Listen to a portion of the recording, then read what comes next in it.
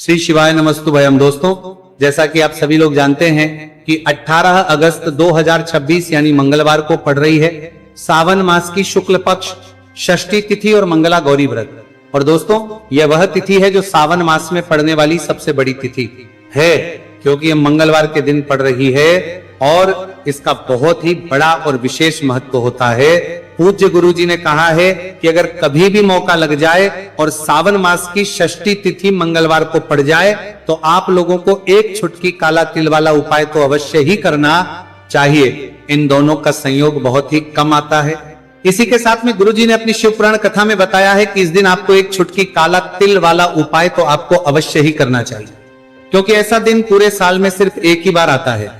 और दोस्तों, आप सभी लोग जानते हो कि मंगलवार षष्ठी तिथि का अगर सबसे बड़ा कोई उपाय है तो वह एक छुटकी काला तिल वाला उपाय है। तो दोस्तों, मंगलवार षष्ठी तिथि के दिन आप लोगों को इस एक छुटकी काला तिल वाला उपाय को जरूर करना है। बहुत सारे लोग होंगे जिन लोगों ने इस उपाय को ना किया हो, मतलब पूरा साल निकल गया, उन्होंने किसी भी दिन इस छुटकी काला तिल वाला उपाय को ना किया हो। पर दोस्तों, आपके पास एक आखिरी मौका बचा हुआ है, जो कि 18 अगस्त मंगलवार षष्ठी तिथि के दिन है। इस दिन आप लोगों को इस वाले उपाय को जरूर कर लेना है। भले ही आपने पूरे महीने भर इस उपाय को ना किया हो, पर अगर आपने इस महीने के मंगलवार षष्ठी तिथि के दिन अगर इस वाले उपाय को कर लिया तो आपको इस उपाय को करने का वो फल मिलेगा जिसकी आपने कभी कल्पना भी नहीं करी होगी। इसीलिए आप लोग इस वाले उपाय को एक बार जरूर कर लेना है, ताकि आप लोगों के हाथ से यह मौका ना हमें आप पहुंचा रहा है जा सके और आपको इस उपाय को करने का फल मिल सके। दोस्तों, यह उपाय पंडित जी ने अपनी अभी की ही श्री शिव महापुराण की कथा में बताया है।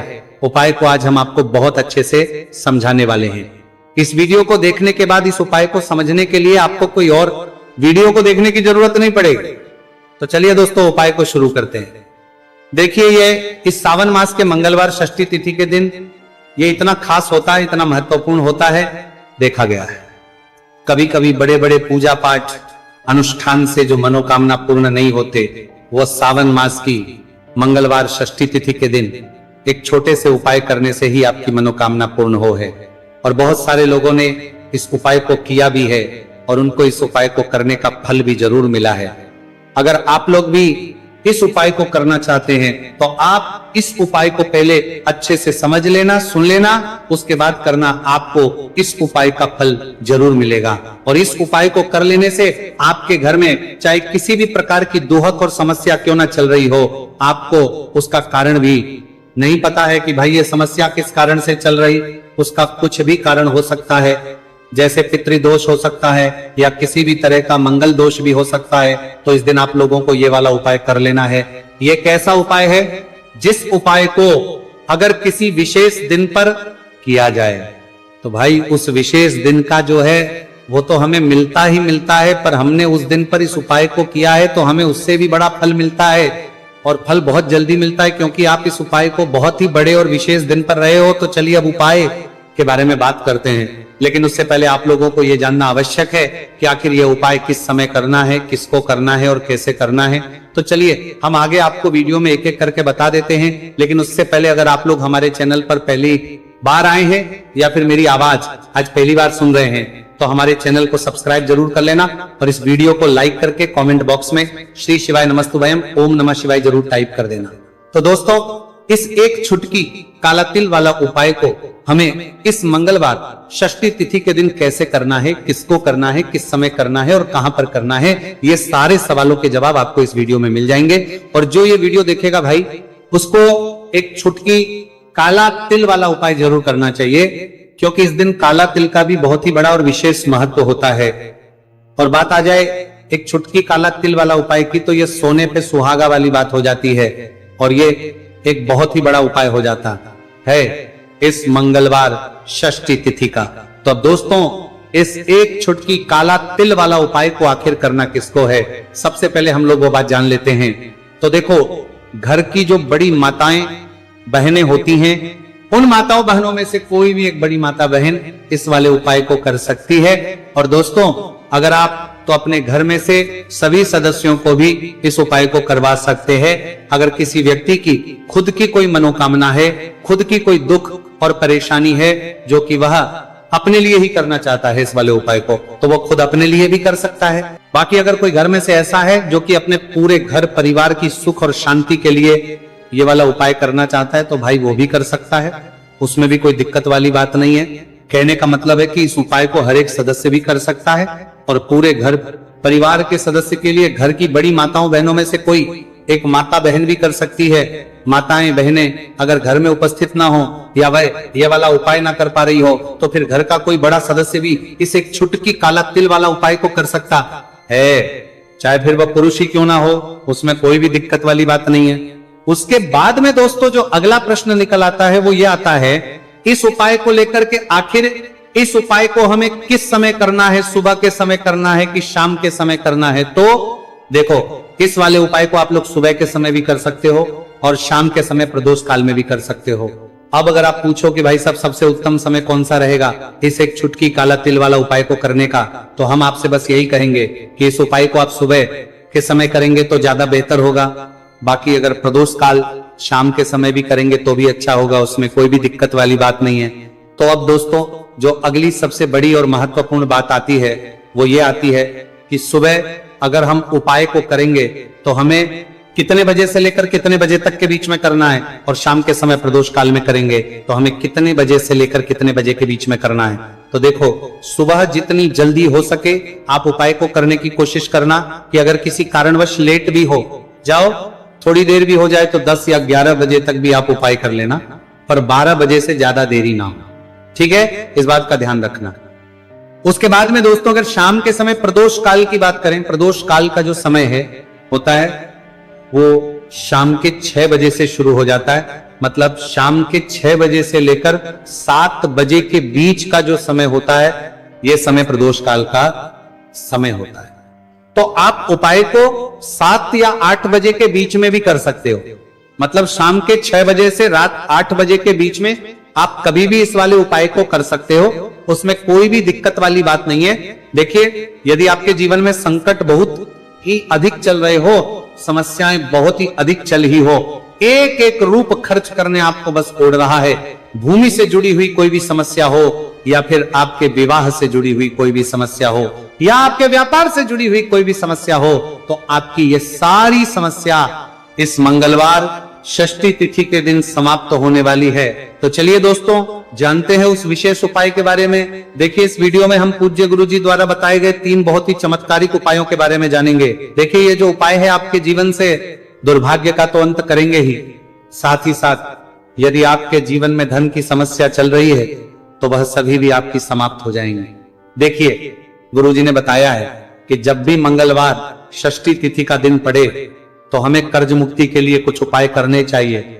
इसी के साथ हमें धन प्राप्ति, भूमि से जुड़े कार्यों और विवाह के लिए भी उपाय करने चाहिए।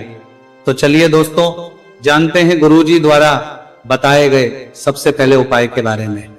देखिए, यह उपाय विशेषकर उन लोगों को करना है जिनकी भूमि से जुड़ी कोई भी समस्या चल रही हो, यानी कि उनकी भी जमीन से जुड़ी हुई समस्या चल रही है, यानी कि जो लोग मकान खरीदना चाहते हैं या फिर उनका खेत से जुड़ा कोई भी केस चल रहा है या फिर जिनके भी विवाह में विलंब हो रहा है या फिर जिन भी लोगों के जीवन में कर्ज बहुत ही अधिक बढ़ने लगा है, कर्ज जो है वो चुका नहीं पा रहे हैं, तो गुरुजी ने कहा है कि ऐसे लोगों को यह उपाय करना चाहिए।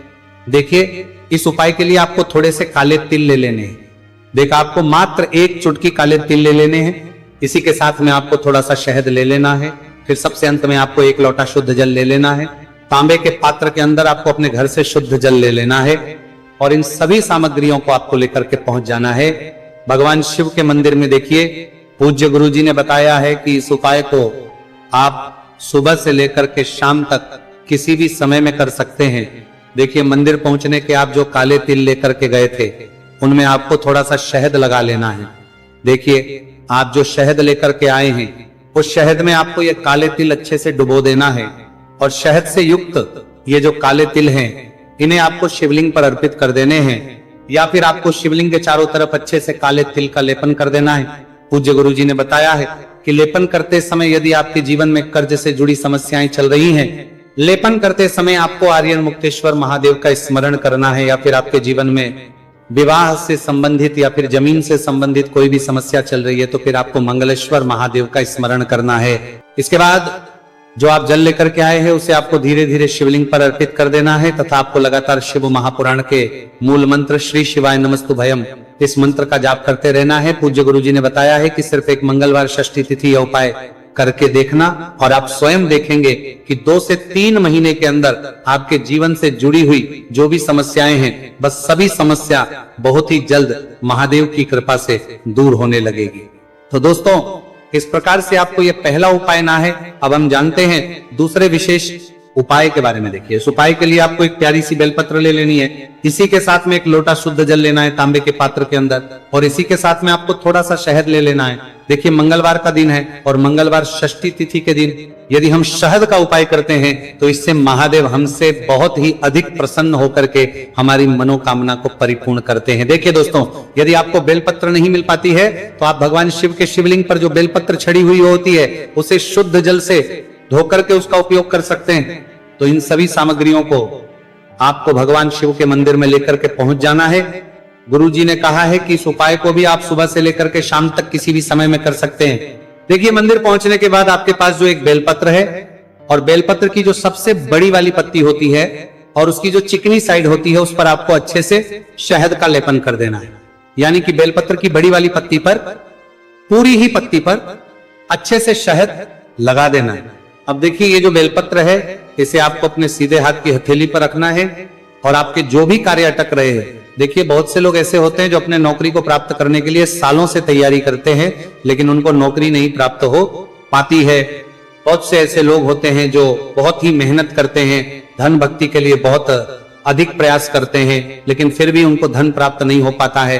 तो गुरु जी ने बताया है कि जब भी आपको अपने कार्यों में सफलता ना मिले तो फिर आपको मंगलवार के दिन इस उपाय को अवश्य करना चाहिए। देखिए अब आपको जिस भी कार्य में सफलता प्राप्ति करनी है उस कार्य को सफल बनाने के लिए आपको महादेव से प्रार्थना कर लेनी है और फिर ये जो एक बेलपत्र है इसे आपको भगवान शिव के शिवलिंग पर अर्पित कर देनी है। देखिए बेलपत्र की चिकनी साइड जिस पर आपने शहद लगाए है वह शिवलिंग से स्पर्श रहेगी और इसकी जो डंडी है वो आपको जलाधारी की ओर रखनी है। इस प्रकार से आपको यह बेलपत्र अर्पित कर देनी है।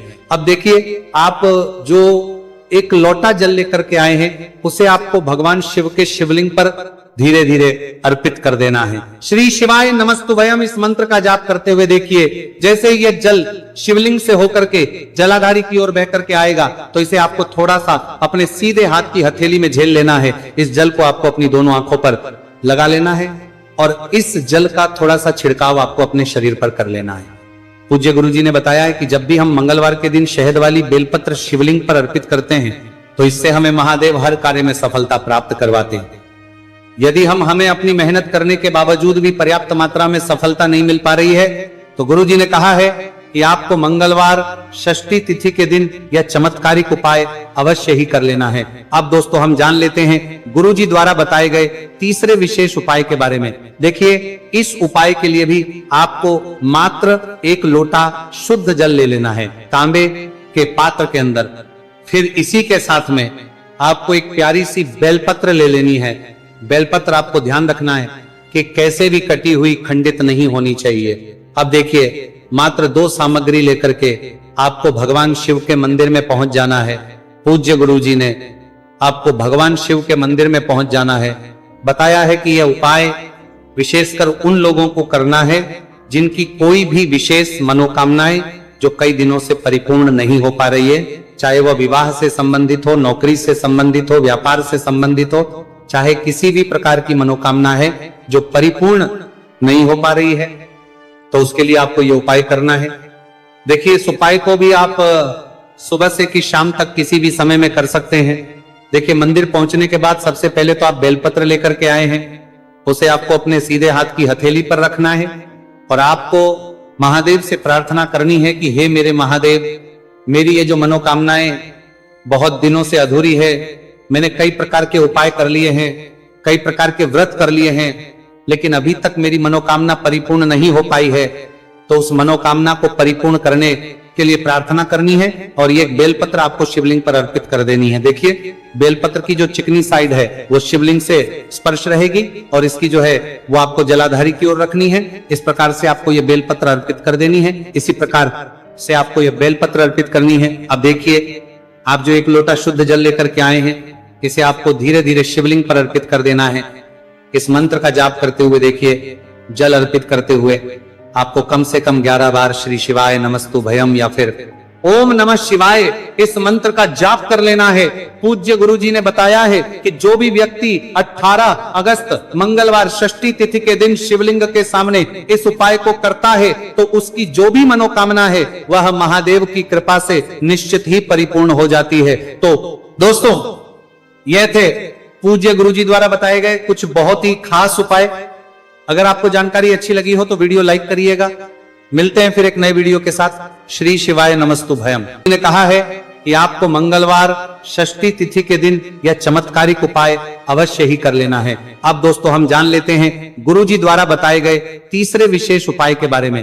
देखिए इस उपाय के लिए भी आपको मात्र एक लोटा शुद्ध जल ले लेना है तांबे के पात्र के अंदर।